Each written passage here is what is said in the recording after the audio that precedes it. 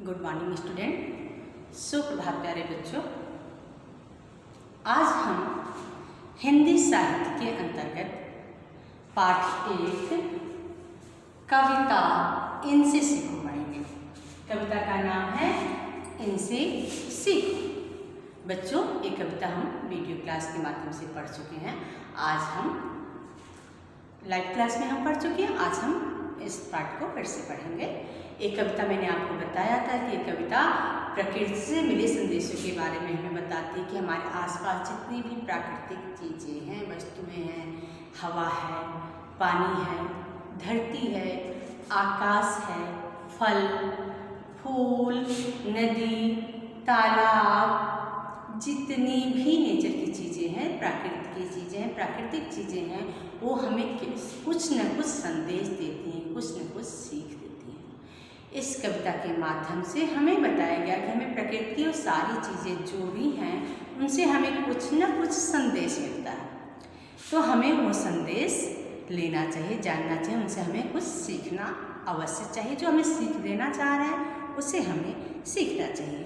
तो पाठ पढ़ने के पहले हम कविता पढ़ते हैं, फिर इसके अर्थ को जानते हैं। फूलों से नित हंसना सीखो, भंवरों से नित गाना, फल से लदी डालियों से नित सीखो शीश झुकाना।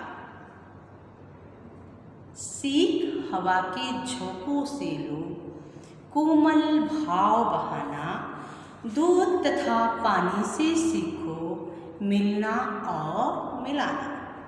सूरज की किरणों से सीखो जगना और जगाना, लता और पेड़ों से सीखो सबको गले लगाना। वर्षा की बूंदों से सीखो सबका हृदय जुड़ाना, मेहंदी से सीखो पिस कर भी अपना रंग चढ़ाना। दीपक से सीखो जितना हो सके अंधेरा हरना, पृथ्वी से सीखो प्राणी की सच्ची सेवा करना। जलधारा से सीखो आगे जीवन पथ पर बढ़ना,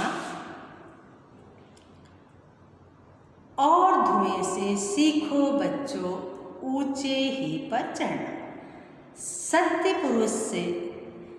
पुरुष के जीवन से सीखो चरित्र निज गढ़ना, अपने गुरु से सीखो बच्चों उत्तम विद्या पढ़ना। इस कविता के रचयिता हैं श्रीनाथ सिंह जी।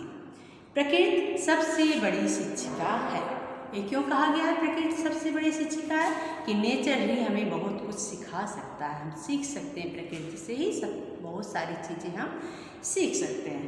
बच्चों, पाठ का अर्थ, पाठ का भावार्थ, पाठ का प्रश्नोत्तर तो आप पढ़ेंगे ही, जानेंगे ही, लेकिन इसको पाठ को पढ़ने अवश्य आना चाहिए।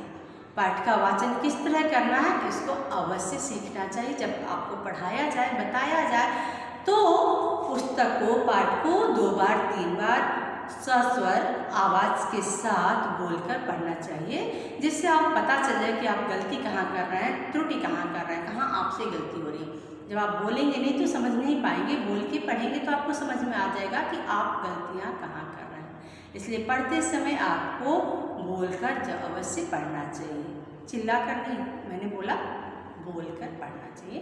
पाठ को पढ़ना सीखना चाहिए। इससे एक तो पाठ को पढ़ने आ जाता है, ऊपर से दूसरी बात है कि पाठ की जो छोटी छोटी बातें होती हैं आपको पढ़ने के समय समझ में आ जाती है। बहुत सारी बातें आपको तुरंत याद हो जाती हैं। अब हम पाठ का भावार्थ पढ़ेंगे, भावार्थ समझेंगे, पाठ का वाचन करेंगे, भावार्थ समझेंगे, अर्थ समझेंगे।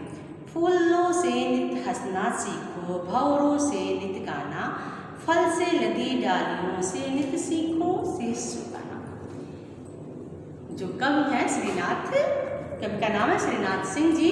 वो प्रकृति से संदेश लेने का संदेश देते हुए कहते हैं कि जो फूलों से नित हंसना सीखो, फूल यानी पुष्प, नित मतलब हमेशा, फूलों से हमें हमेशा, नित यानी हमेशा हंसना सीखना चाहिए। किस तरह सीखना चाहिए? जैसे फूल होता है, आप जब भी देखोगे तो वो खिला रहता है, प्रसन्नचित्त रहता है, तो आप जब भी देखोगे वो फूल खिला रहता है, प्रसन्नचित्त होता है, उसको देख के हमारे अंदर भी आनंद की अनुभूति होती है, हम भी प्रसन्नचित्त होते हैं, खुश होते हैं। तो जिस तरह फूल खुद प्रसन्नचित्त होता है, दूसरों को प्रसन्नचित्त करता है, उसी तरह हमें भी खुद स्वयं प्रसन्नचित्त होना चाहिए और दूसरों को भी प्रसन्नचित्त करना चाहिए। हमें भी हमेशा प्रसन्नतापूर्वक रहना चाहिए। सुख हो या दुख, कोई परेशानी आए, कष्ट आए, कैसा भी है, उसको हंसते हंसते उसको उस समस्या का समाधान करना चाहिए।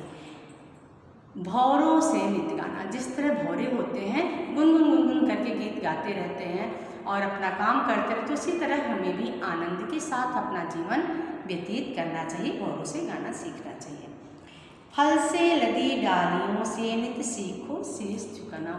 फल से लदी, जो पेड़ पौधे होते हैं, जब उसमें फल आ जाते हैं तो क्या होता है, उसकी डालियाँ नीचे झुक जाती हैं, डालियाँ उसकी नीचे आ जाती है। कोई भी फूल हो, पुष्प, आप कोई भी देखें, जैसे आजकल देखते होंगे आम के पेड़ चारों तरफ लगे हैं, उसमें छोटे छोटे छोटे छोटे फल लगे हैं और फल इतना ज़्यादा लग गए हैं कि डालियाँ नीचे तक आ गई हैं, जमीन तक को छू गई हैं।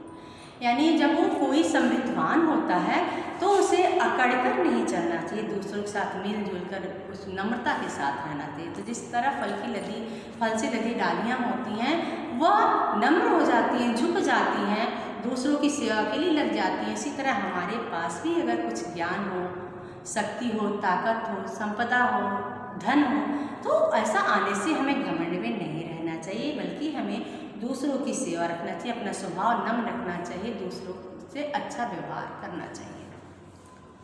सीख हवा के झोंकों से लोग कोमल भाव बहाना, जिस तरह हवा के झोंके, तेज हवा नहीं, आंधी नहीं, हल्की हल्की ठंडी हवा चलती है, धीरे धीरे हल्की मध्यम ब्याज चलने वाली जो हवा होती है, उनके अंदर ठंडक, जिस तरह वो हमारे शरीर को छूती हैं और छू के निकल जाती है, हमारे तन मन को अंदर तक, हमारे हृदय को तृप्त कर जाती हैं, ठंडा कर जाती हैं।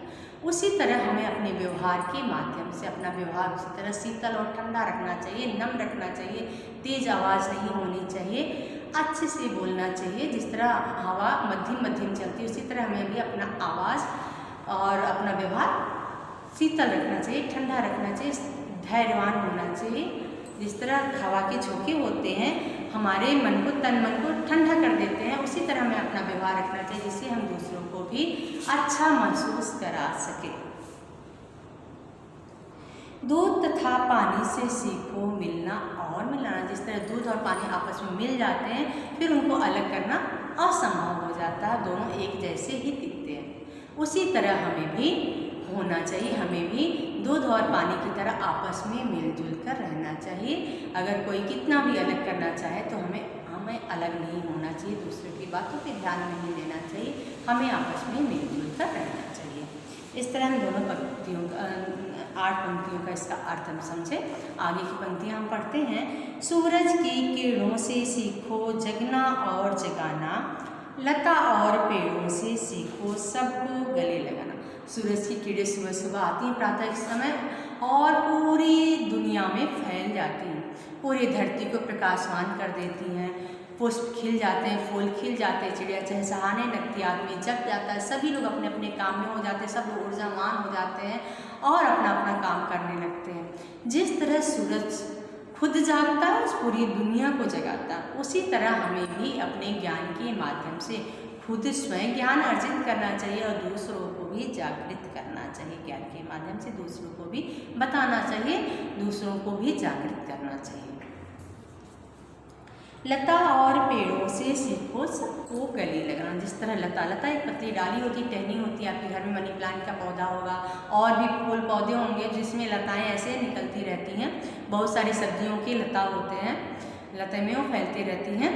तो जिस तरह लता किसी पेड़ पर चढ़ जाती है, टहनी पे चढ़ जाती है, उसमें चढ़ जाती है और उसमें लिपट जाती है और हमेशा कितना भी खींचो जल्दी नीचे नहीं निकलती, उसमें लिपटी रहती है, मजबूती से पकड़ी रहती है। जिस तरह पेड़ मजबूत होते हुए बड़ा होते हुए भी लता जो पतली डाली है और वो उसके सामने कुछ नहीं, फिर भी उसको अपने पास रख लेता है, गले लगा लेता है, अपने ऊपर चढ़ा लेता है और आपस में दोनों मिलजुल के रहते हैं। लता उसको नहीं छोड़ती है, पेड़ लता को अपने पास रखा रहता है। इसी तरह हमें भी आपस में मिलजुल कर रहना चाहिए, सबको आपस में भाईचारा के साथ रहना चाहिए। हमने आज कविता की 3 पैराग्राफ पढ़े। पहला, दूसरा, तीसरा पैराग्राफ में हमने पहले पैराग्राफ में हमने अर्थ समझा कि हमें फूलों से हमेशा हंसना सीखना चाहिए, भौरों से हमेशा गुनगुनाना सीखना चाहिए, फल की लदी डालियों से जब हमें झुकना सीखना चाहिए, सिर झुकाना सीखना चाहिए, और हवा के झोंके से कोमल भाव बहाना सीखना चाहिए, दूध तथा पानी से मिलना और मिलाना सीखना चाहिए, सूरज की किरणों से स्वयं जागृत होना, दूसरों को जागृत करना सीखना चाहिए, लता और पेड़ों से सीखना चाहिए कि सबको छोटा हो या बड़ा उसको आपस में गले मिला करना, किसी को छोटा बड़ा नहीं समझना चाहिए, सबको मिलजुल कर रहना चाहिए। आज हम यहीं तक इसका भावार्थ समझेंगे। आगे की कक्षा में हम आगे की पंक्तियों का भावार्थ समझेंगे। धन्यवाद।